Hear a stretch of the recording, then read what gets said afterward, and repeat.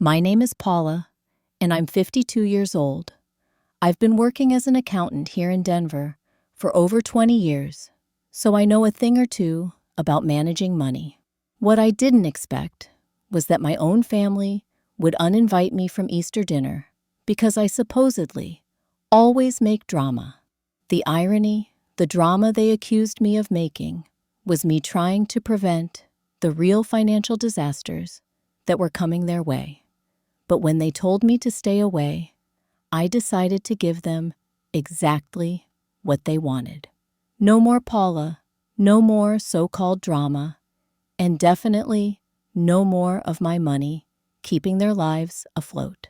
Before I tell you how I turned their financial dependence against them, let me know where you're watching from, and hit that like button if you've ever been the family scapegoat. Subscribe, because you'll want to hear how this whole situation unfolds when family loyalty meets financial reality. Let me paint you a picture of my family dynamics. After our parents passed away 10 years ago, I became the unofficial financial backbone for my 3 younger siblings. There's Sarah, who's 48, and has been raising 2 kids as a single mom, while working part-time at a local grocery store. Then there's my brother Marcus, 45, who went through a messy divorce last year and has been struggling with child support payments. And finally, there's Jessica, our baby sister, at 42, who's married, but her husband lost his job about a year ago and hasn't found steady work since. Now, here's where it gets complicated. Over the past 15 years, I've been quietly supporting all of them financially. I'm talking about real money here. I've been paying the mortgage on our childhood home, where Sarah lives with her kids. That's $1,850 every single month. I've been covering Marcus's car payments because he needed reliable transportation for his sales job. That's another $485 monthly. Jessica's family has been struggling so much that I've been paying their utility bills, which average around $320 each month.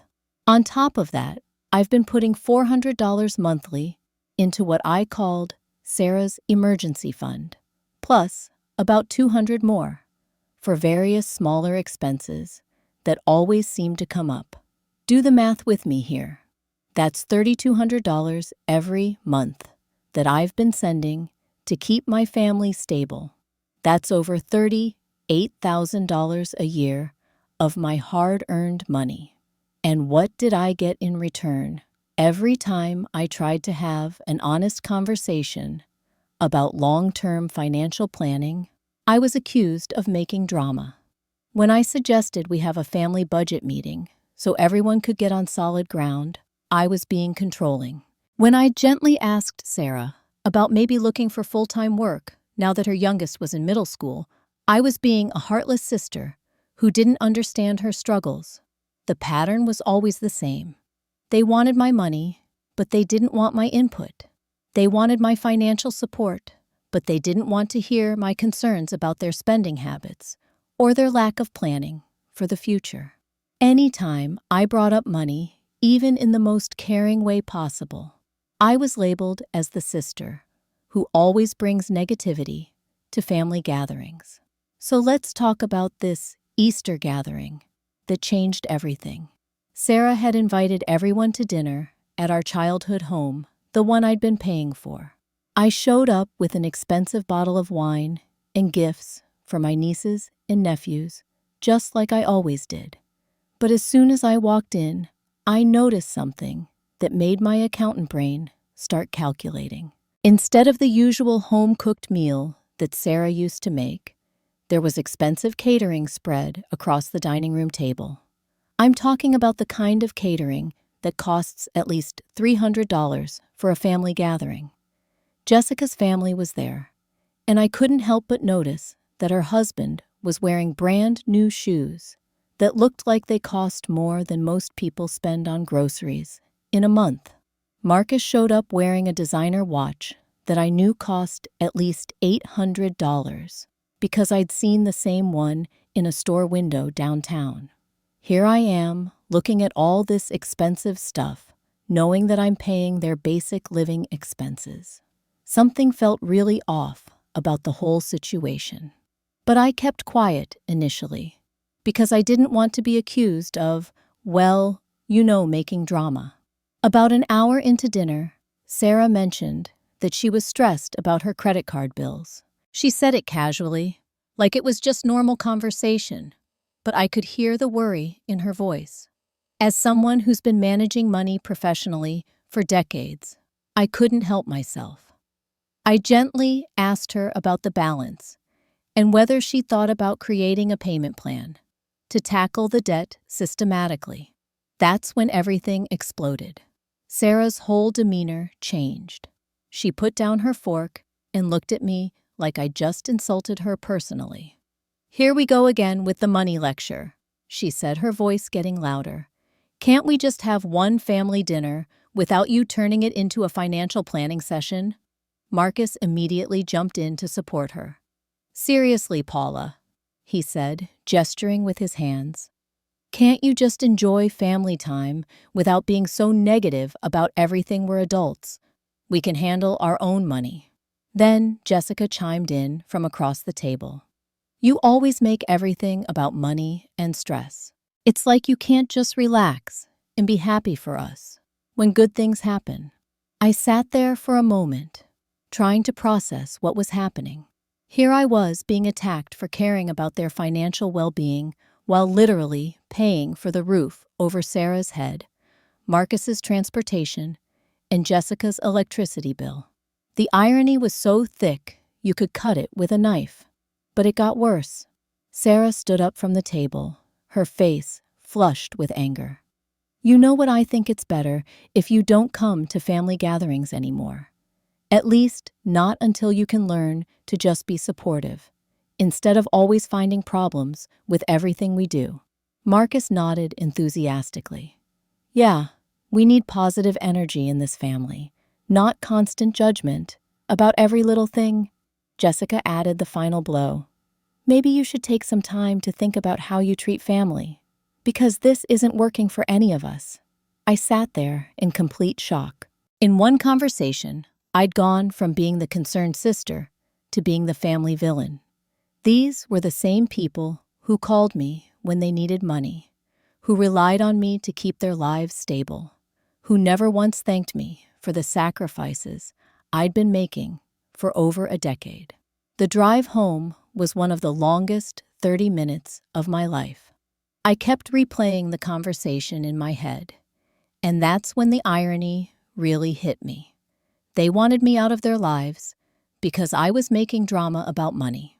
But the only reason they could afford to have that conversation was because my money was keeping them afloat. They wanted the financial support without the financial accountability. They wanted my help without my voice. That's when the idea started forming in my mind. If they wanted positive energy without my input, if they wanted me to step back from family involvement, then maybe I should give them exactly what they were asking for. Let's see how positive the energy stays when the money stops flowing. You have to understand, I'm an accountant by profession. When I make decisions, especially financial ones, I don't do anything impulsively. I went home that night and did what I do best. I pulled out my spreadsheets, my bank statements, and started analyzing exactly what my family support was costing me and what it would take to extract myself from these financial commitments. The numbers were staggering when I laid them all out. The mortgage on my mother's house was the biggest obligation. My name was on the deed as a co-signer, which meant I had legal rights, but also legal responsibilities.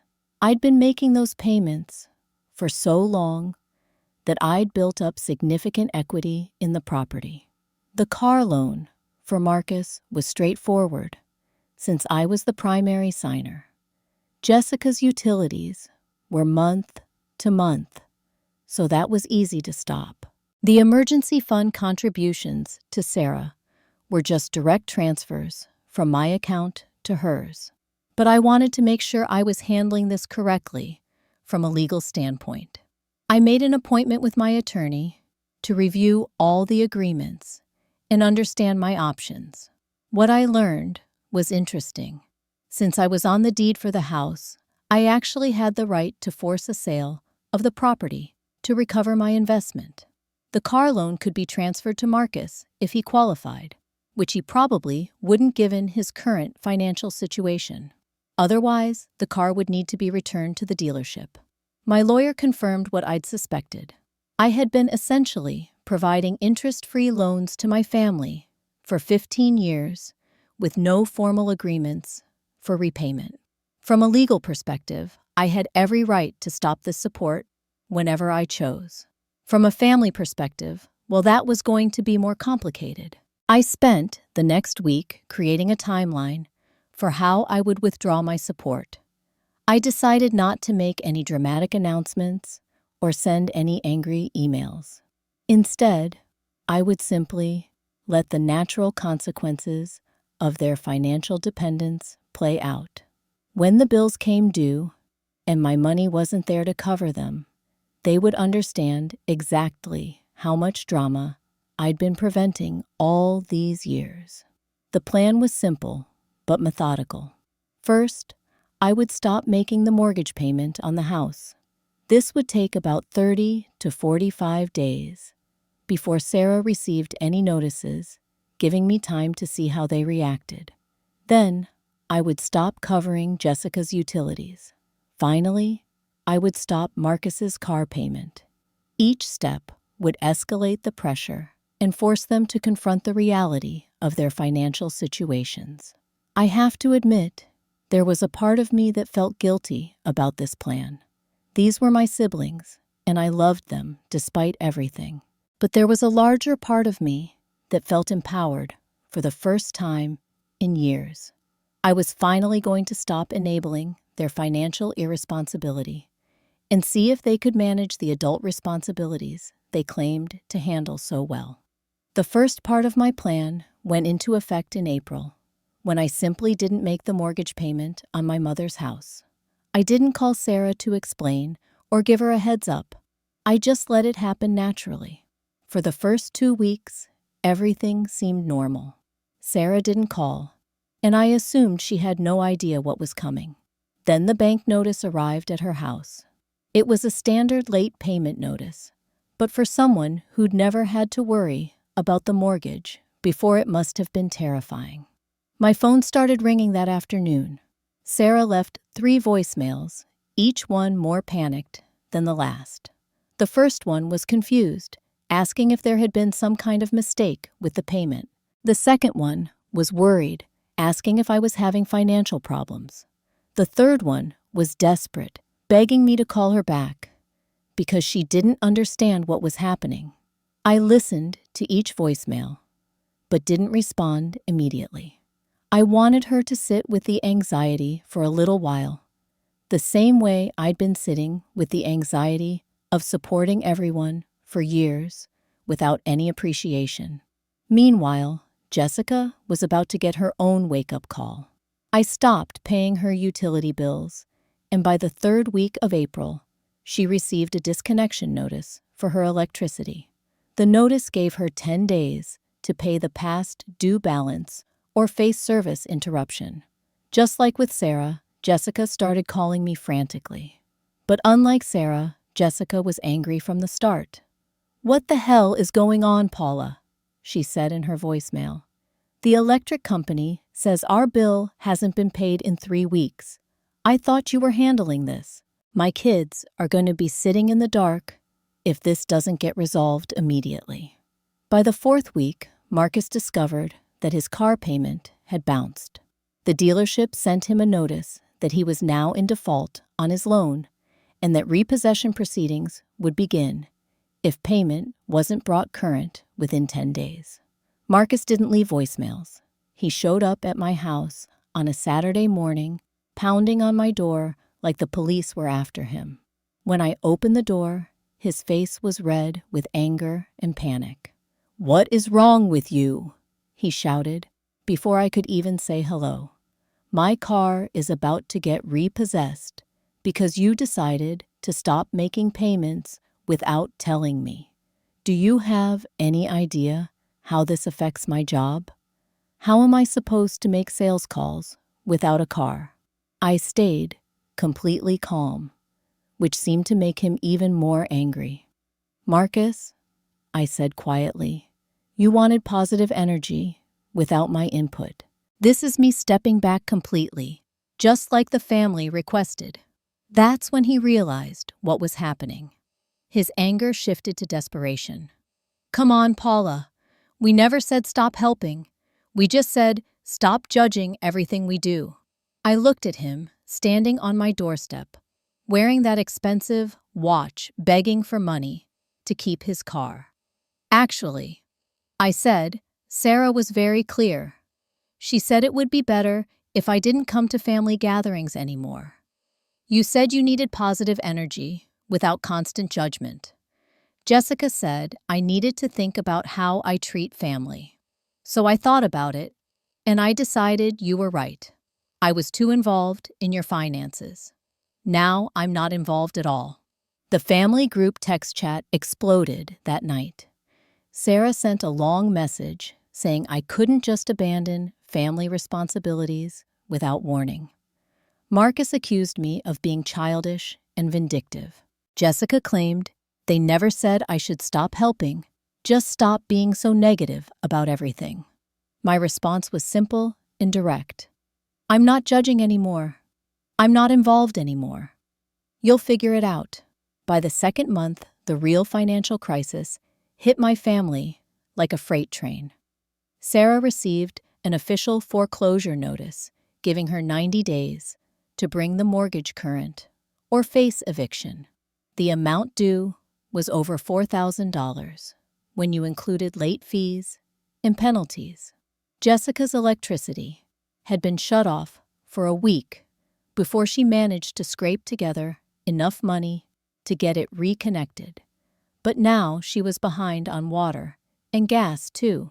Marcus lost his car and had to start taking public transportation to work, which added 2 hours to his daily commute and made it nearly impossible to service his existing client base effectively. The desperation in their attempts to reach me was almost heartbreaking. Almost.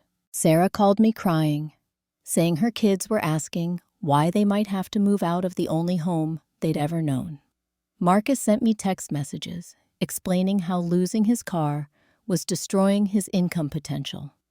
Jessica wrote me a long email about how her marriage was falling apart because of the stress I was causing.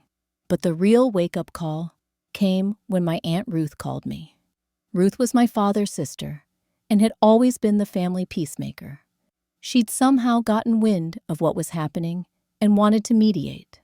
"Paula, honey," she said when I answered the phone, "I'm hearing some very concerning things about problems between you and your siblings. Sarah called me in tears, saying you've stopped helping them financially. Can you help me understand what's going on?" That conversation with Aunt Ruth was illuminating. As I explained the full history of my financial support over the past 15 years, I could hear the shock in her voice. "Paula," she said quietly, "I had no idea you were supporting everyone. I thought they were all doing well on their own. Sarah always talks about how independent she is." $38,000 a year, Aunt Ruth, I told her. That's what their independence has been costing me. And when I tried to have conversations about making it sustainable, long-term, I got accused of making drama and uninvited from family gatherings. Aunt Ruth was quiet for a long moment. Then she said, "I think I need to have some conversations with your siblings about what family responsibility really means." A few days later, all 3 of my siblings showed up at my house together. I could see them through my front window, standing on my porch, clearly having planned this intervention together. When I opened the door, Sarah immediately started talking. "Paula, this has gone too far," she said, stepping into my house without being invited. You're destroying this family over hurt feelings. We're facing real consequences here. I could lose the house. Marcus can't do his job. Jessica's marriage is falling apart. Marcus nodded emphatically. This is bigger than whatever disagreement we had at Easter. You're punishing all of us for one conversation. Jessica was more direct. You're being vindictive and cruel. This isn't the sister we grew up with. I listened to all of them speak, and then I responded very calmly. You're absolutely right. This is bigger than one conversation. This is about 15 years of me supporting this family, while being told that my concern about money was drama. This is about being uninvited from Easter because I supposedly make everything negative. This is about you wanting my financial support without my emotional presence. Sarah tried to interrupt, but I kept talking. So I'm giving you exactly what you asked for. You wanted me to step back from family involvement. I've stepped back completely. You wanted positive energy without financial discussions. Now, you can have all the positive energy you want while you figure out how to pay your own bills. They spent the next hour trying to negotiate with me. They promised to listen better if I would just help them through this crisis. They claimed they didn't mean it the way I took it. They insisted that families should forgive and move forward together. But I held firm. You were very clear about not wanting my input, I told them. You made it obvious that you saw my concern as drama and my involvement as negative. I'm simply respecting your wishes. The individual breakdowns started happening in month 3. Sarah was the first to crack. She came to my house alone one evening without the kids, looking exhausted and defeated. She didn't demand anything or try to argue with me. Instead, she sat in my living room and started talking about how losing the house was forcing her to confront spending habits she'd been ignoring for years. I never realized how much I was relying on you, she admitted. I thought I was being independent, but I was just being irresponsible because I knew you'd always be there to catch me when I fell. The catering for Easter dinner, I put it on a credit card because I figured I'd pay it off eventually. The kids' new clothes, the upgraded cable package, the expensive groceries I bought because they were convenient, not because they were smart. I've been living like someone who makes twice what I actually make. She wasn't asking for money. She was asking for guidance. She wanted to know how to create a real budget, how to prioritize expenses, how to have honest conversations with her kids about why their lifestyle needed to change. For the first time in years, Sarah was talking to me like I was her older sister, whose experience and knowledge might actually be valuable. Marcus swallowed his pride about 2 weeks later. He came to my office during my lunch break, still taking public transportation, looking worn down by the reality of trying to rebuild his income without reliable transportation. The expensive watch was gone. He'd sold it along with several other luxury items to try to catch up on his child support payments. I bought that watch thinking your support would always be there, he told me honestly. I was living like I made more money than I actually do because I knew you'd cover the gap. I never thought about what that was costing you or how unfair it was. I just assumed that's what family did for each other. But I realize now that it was only going one direction. Marcus wanted help creating a real financial plan. He'd started looking for a second job to supplement his reduced sales income. He was willing to downsize his apartment and change his lifestyle to match his actual earning potential. He asked if I would help him understand credit repair and budgeting, the way I'd been trying to help him for years. Jessica's situation was more complex because it involved her marriage. The financial stress of losing my support had forced her and her husband into marriage counseling, where they'd discovered that their money problems went deeper than just his unemployment. They'd been using my utility payments as an excuse not to address fundamental issues with their spending and financial communication. The counselor helped us realize that we were using your help as a way to avoid dealing with our own financial incompatibility, Jessica explained when she came to see me.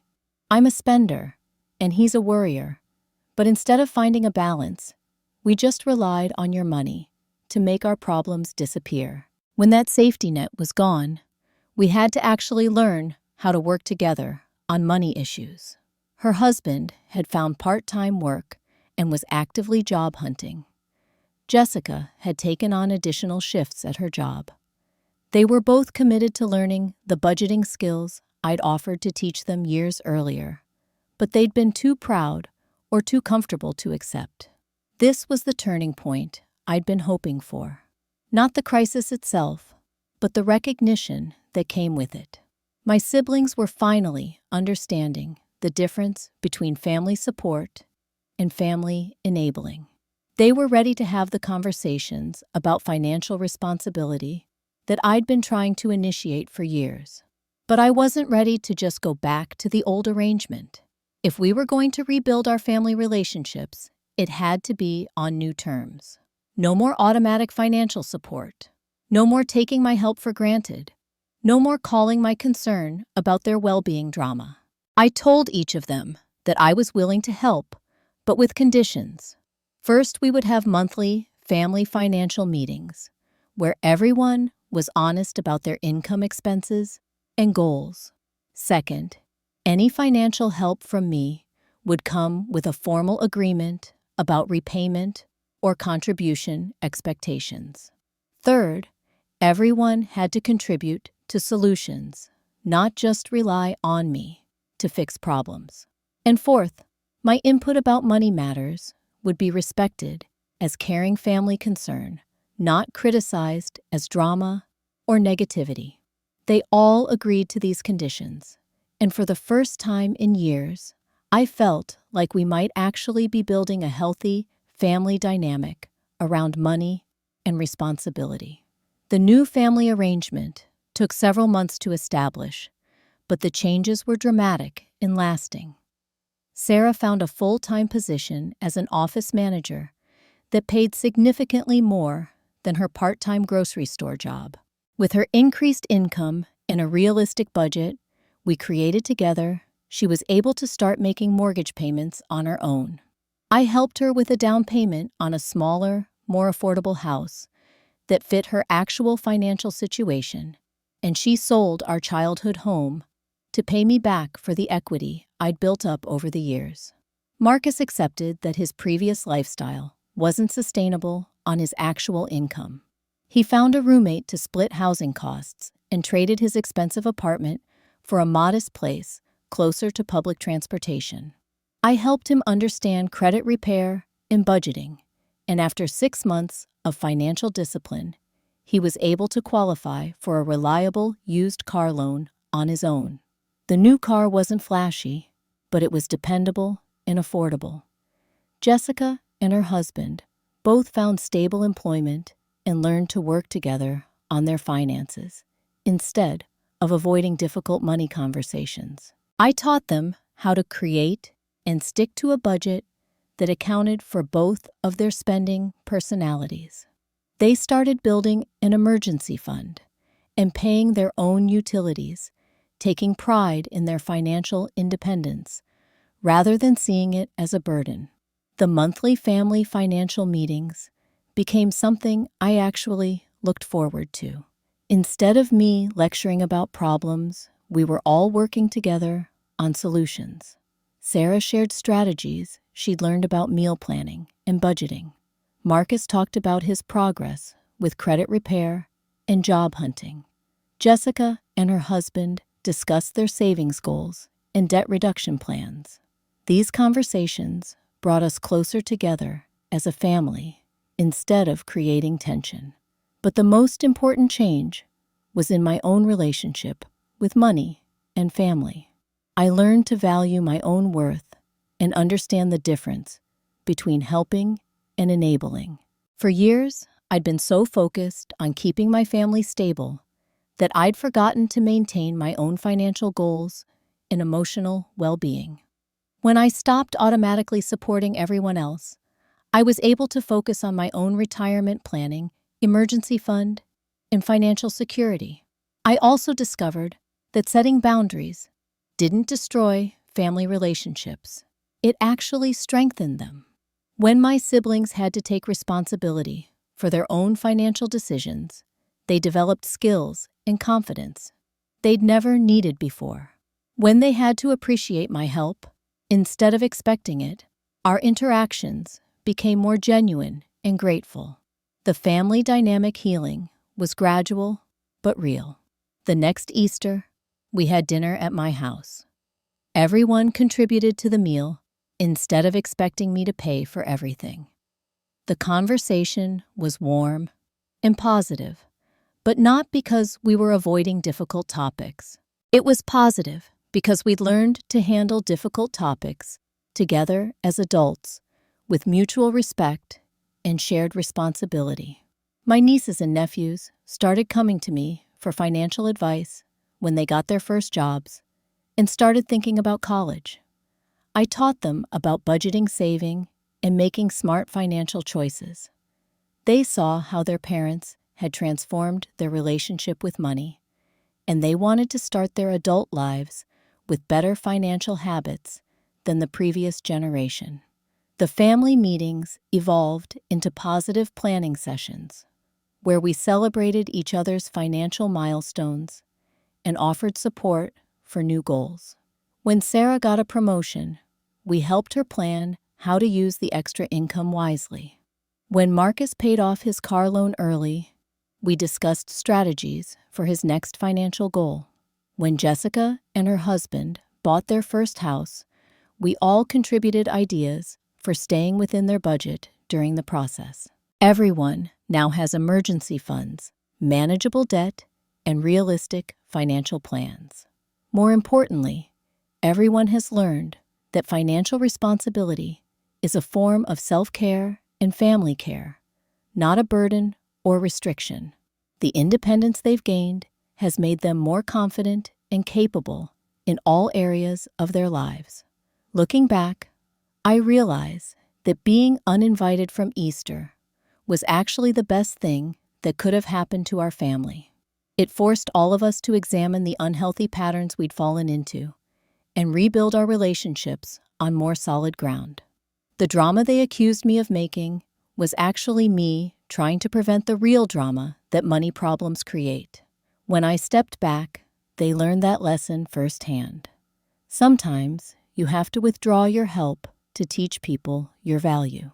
Sometimes being called dramatic for caring is better than being taken for granted. And sometimes love means allowing people to face the consequences of their choices instead of constantly rescuing them from reality. The most profound lesson I learned is that enabling someone financially isn't love, it's often the opposite of love. When you consistently prevent people from experiencing the natural consequences of their decisions, you prevent them from growing and learning. When you make their problems your problems, you rob them of the opportunity to develop their own strength and capability. My family relationships are stronger now than they've been in decades, not despite the financial boundaries I set, but because of them. We respect each other as adults, we appreciate each other's contributions, and we handle challenges together instead of expecting one person to carry the burden for everyone else. The drama they accused me of making was actually carrying concern that they weren't ready to hear. When I stopped making that so-called drama, they discovered that real drama comes from unpaid bills, financial instability, and the stress of living beyond your means. Once they experienced that reality, they were finally ready to have the conversations I'd been trying to initiate for years. Today, our family gatherings are filled with genuine gratitude, shared responsibility, and mutual respect. Nobody expects automatic financial support, but everyone offers help when it's truly needed and appropriately requested. We've learned that the strongest families aren't the ones where one person carries everyone else, but the ones where everyone carries their own weight and supports each other through genuine challenges. Have you ever been in a situation where your family took your help for granted? Have you had to set financial boundaries with people you love? I'd love to hear your stories in the comments below. If this resonated with you, please give this video a like and subscribe for more stories about family finances and finding your worth. Share this with someone who might need to hear that it's okay to value yourself and set boundaries, even with family. Thank you for listening to my story. And remember that sometimes the most loving thing you can do is allow people to learn from their own choices. Take care of yourselves, and I'll see you in the next video.